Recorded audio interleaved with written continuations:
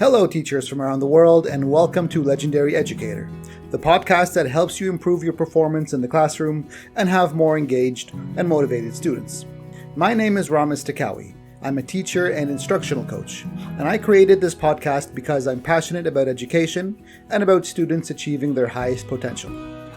Today, we'll be talking about my all-time favorite subject when I was a student, music education. My guest this week is my former music teacher, which is both an honor and a surreal experience. We talk about the importance of music education to childhood development, the current state of music education at schools, and what would happen if we take music education out of the curriculum. Before we begin, please take a moment to subscribe to the podcast so you won't miss any future episodes as they drop. All right, let's get to know our special guest today, Mr. Mark Evans.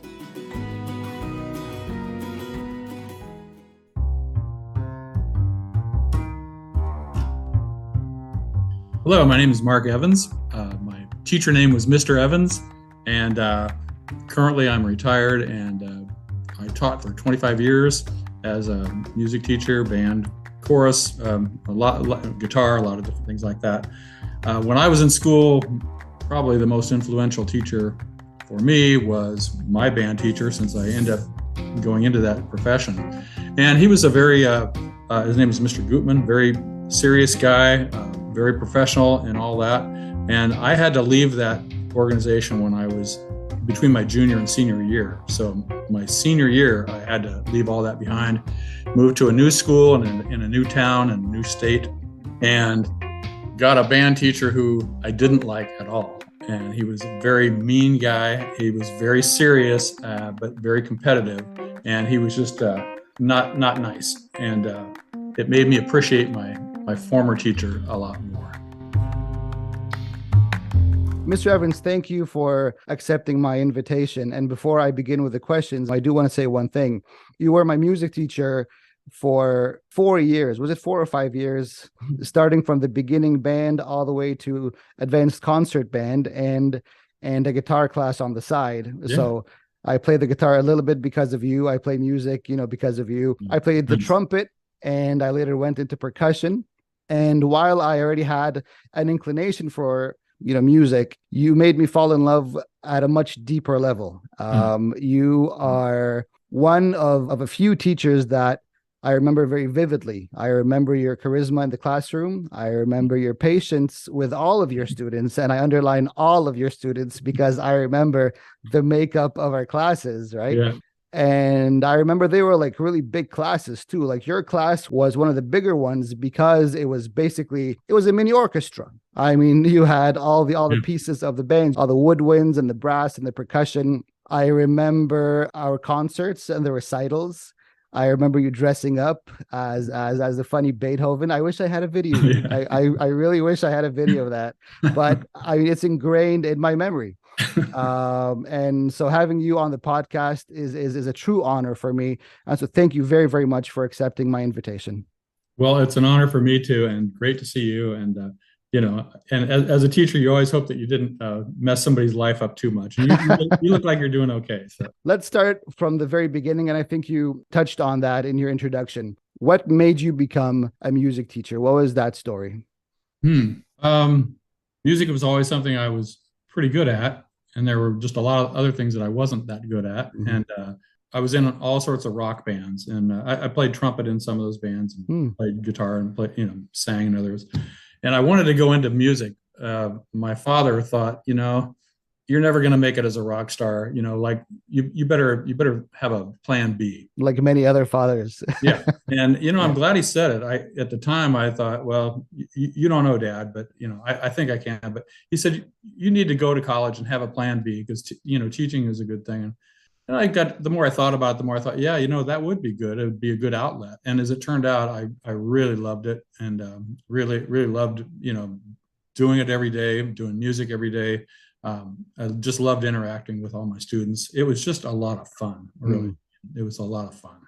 How important is music education to child development? Well, there's really a lot of research into it now, but just off the top of my head, I could say students that don't get it, that don't have any arts education, whether it's music, visual arts or drama or whatever, they can make it. They can survive in the world. But I know that music gives you it does something to your brain, opens up your brain, and helps to connect a lot of other things. And it's also one of the only things in the curriculum that touches on feelings and emotion and things like that. I think the world would be pretty emotionless if there weren't the arts in the schools. So I think there's I think there's that. I think people that have a music education or an arts education, I think they come out with a better feeling and empathy toward other people and just better citizens in general. And I think those connections that are made in the brain, whether it's through foreign language or through all sorts of things, math, everything, there's just all sorts of connections. So lots and lots of research has been done into that, and shows that test scores are a lot higher among people that have had arts education. SAT scores are higher. It's a proven fact. There's just lots and lots of research out there. So yeah, I think it's very valuable. And especially music, I think, because music is related to languages. Music is a language on its own, right? It's also related to, I guess, mathematics, because you're counting and you're subdividing and all that. Yeah. Right. Exactly. Yeah. Exactly. How many years were you a music teacher? 25. So you've seen a lot of generations in your time. From your experience, how have you seen music transform students? I mean, if you have specific examples, that would be even better. Yeah, I've got a couple of examples I could tell you. I know that there were some students, and their parents told me, and I found out other ways, that if it hadn't been for the music program, they probably would have dropped out of school.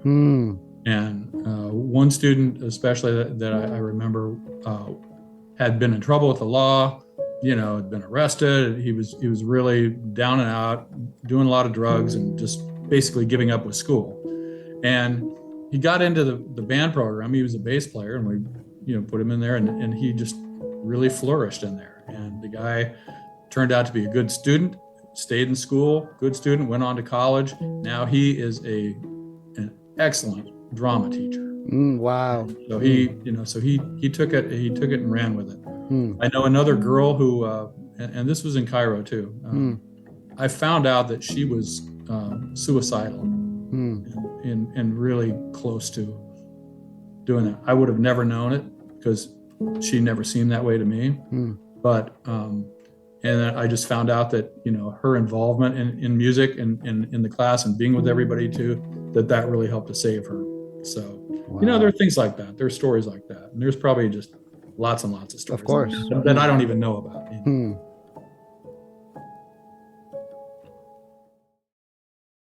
How has music education changed over the years? Are you finding from your experience that it's losing momentum in the classroom, or, I mean, in schools, in whether it's international schools, foreign schools, whether it's in the district, whether it is, is music education losing its importance or its place in the school system? Yeah, I mean, I think it's still alive and well in most places, but it's one of those things. It's sort of an expensive program, so it's one of the things that's always on the chopping block, and you're always trying to justify its existence in your school. I had a really unique experience after I stopped teaching to work for a large music company where I was traveling from school to school, renting instruments, selling instruments, repairing instruments, things like that. And so I was in classrooms daily of all these different band teachers and orchestra teachers. And I learned so much after I stopped teaching by doing this. And I saw some really excellent teachers. I got to watch them, get to know them, and also got to see some not so good teachers, and was able to compare myself that way. But, and realize, there was a lot I didn't know when I was teaching. But what I saw, at least here where I'm at in North Carolina, it's alive and well. And there's a big emphasis on marching band and concert band contests and things like that. It's very competitive, but it's funded well in the schools and for most schools. So I think it's alive and well. I think there's good news there, but I think it's kind of always a struggle in schools too. keep it there. You and I are musicians, and so obviously we understand the passion for playing music, listening to music, creating music. Yeah. What about the administration or the parents or the other teachers who say, let's focus on the math and the English and the history and the sciences, and sort of, ignore music if you have extra time, okay, do your music, do your little daddle, but let's focus on the core. Because of your SATs and your standardized tests and the state Right. this and the provincial this, right? What would you say to, especially people who are in a position of a decision maker? Right. Again, whether it's a parent, choosing, helping a student choose their courses, whether it's it's another teacher letting the student out of their class because of a recital practice or whatever, whether it is a school administration who says, let's not fund this, let's fund, more science equipment or smart boards or whatever. And if there is extra time, if there's extra resources, if there's extra money, we'll sort of look into the music program. What would you say to those people? Right. Yeah, those are really good questions. And like I was saying before, a lot of times music is pushed back into the corner, and now it's all about the test. It's all about standardized tests and testing and teaching to the test, and a lot of time is taken out for that. And I think that's probably the biggest threat to music education right now, is that it's just so much about the test and not realizing the importance of the music education as a whole, as a basic part of education. It should be a core subject, in my opinion. Probably your opinion too. Absolutely. Musicians. It should be a core subject, and at least maybe not music, but some form of the arts. Maybe somebody's a better artist or drama, whatever. But to have that as a part of the core of the curriculum, I think is really, really important. And I would argue, and I have had to argue, being a teacher, I have had to argue with parents about it. They're going to take the kid out because of this or that, or I've had to argue with principals that, didn't want to fund it or didn't want to allow me to have an extra rehearsal. Or, it's just always an issue. It's always an issue.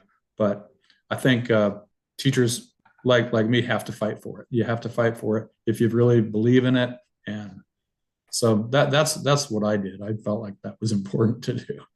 Fight for it.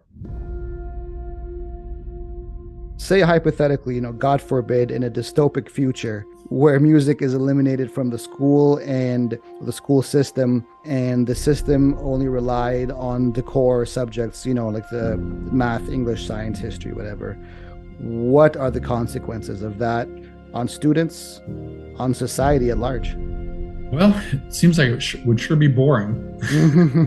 If there are no future musicians.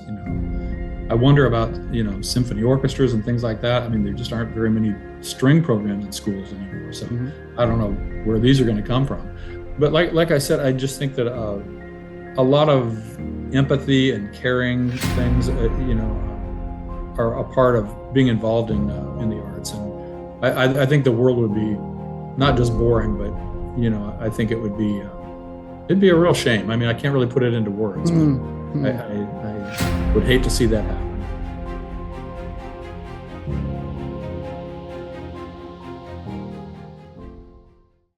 Are you a fan of the current music scene? And if yes, if no, is the current music scene a product of a lack of music education? Oh, that's a good question. Now, of course, when I was a kid, my parents didn't like my music, And I said, as I was a kid, I'm never going to be like that, When I grow up and I have kids, I'm not going to be that way. But I'm finding that I sort of am. I don't relate to some of today's music as much as I would like to. I think that I grew up in a really great time for music. And I was really into the rock music scene. That's kind of my real background. And, I just think there was so much good music coming out during my lifetime, my growing up, that I think I was really spoiled. And I tend to gravitate towards that music more than modern music. I guess that's what it is, Yeah. And yeah, I know now just from certain music software programs and things like that, and that I use currently, you can put songs together just by all these little samples. A click of a mouse, exactly. There's a program called Band Lab, which is really interesting. I don't know if you've heard of that, but you can just take snippets of different people play a little guitar riff or a little drum riff, and you can just put a whole song together, and and a good song together. But it requires no real musical talent other than just kind of figuring out how a song should go. But it's so I think it's pretty easy to throw music together without really knowing too much. I think that's true musicians are kind of far and few between. A dying breed, right? Yeah, it seems like it. It seems like it. But I may be a little naive about it because I don't follow it that closely. If you were face to face with a new teacher, right, somebody who's going into the classroom for the first time, next semester, what would your advice be? Well, actually, that's happened to me a lot with this job that I had. I did it for 15 years, and I was pretty much a mentor teacher for a lot of young teachers, just going in and they were overwhelmed. First of all, just like there was just so much, and what about this? What about that? My advice was to just sort of know your limitations and know your strengths, because you can't know it all. You can't know it all on the first day of school, And so just go with your strengths, and you'll learn all those things that you need to along the way. But don't be too hard on yourself, and don't be too nervous around kids. Act like you know what you're doing. Be natural. Try to be as natural as possible. I know there's a lot of teachers that go into teaching and they just want to be very strict and so the kids don't mess around. As a band teacher, I'm in there with 60 kids with noisemakers. Most classes have 20 or 30. I had 60 with noisemakers. So you have to learn with the horns and saxophones and drumsticks. I remember so my advice would just be, relax, take it easy. You don't have to know it all on the first day. Just, get into it. You'll learn as you go. There's a lot of people out there that can help you as you go. Try to get a lot of continuing education as you go too. Talk to other teachers that are in your field. And one of the best things I ever did was to travel around to other schools when I was a young teacher to just watch other people teach. And I learned a lot from that. So if that opportunity exists, I'd say really try to watch teachers who have been at it for a while, see what they do. Talk to them. What is the key to a successful classroom? Key to a successful classroom. I suppose that you could measure success in lots of ways. A lot of times, if there's test scores involved, you can kind of tell you've been successful by doing that. In a music classroom, to me, success was measured by how did it sound? How did the music sound? What did the parents say? What did people who have been musicians all their life, who are parents, what do they say? Oh, you did a really good job. Or if nobody says anything, then you probably go, well, maybe I didn't do so good. But a successful classroom is one, I think, that the students come out of it with something, with a skill, with a good skill. They come out of it not being browbeaten. They come out of it with an appreciation for that field and things like that. That's what I would say is a measure of success. Yeah. I will say that, during my time with you and in the school there, that I really had a great time. And I think as far as being a successful teacher, I hope teachers are doing it because they want to do it and not because they just want to get money. Luckily I really liked it. I like to have fun. I like to use a sense of humor, and, hopefully that teachers can make their classrooms fun. Yes. I like to have fun. It just came natural that way. But I had a good time, and it was great to have you as a part of that too. I remember it well. We had fun. Mr. Evans, thank you. Thank you for your time. Thank you for accepting my invitation. And very happy to. It is an honor. It's not only me who remembers you. It is, every single person who was in my class, in my band class, right? Sometimes we put those, things on Facebook. Who was your favorite teacher, right? And your name always comes up. And so thank you so much. This is an honor. Great to see you, and great to talk to you about this really important subject. And I wish you well with this whole program. So. I thank you, sir. Thank you so very much. That's our show for today. Comment and let me know if you were a part of the music program at your school and if you have witnessed any positive effects of music education on your students, or if you yourself was in the music program as a student and how this has impacted your own personal development. Share this episode with your teacher friends, especially music teachers, who might benefit from listening to it. Don't forget to rate this episode and subscribe. I'm Ramis Takawi, and this is Legendary Educator. Thanks for tuning in. I'll talk to you next time.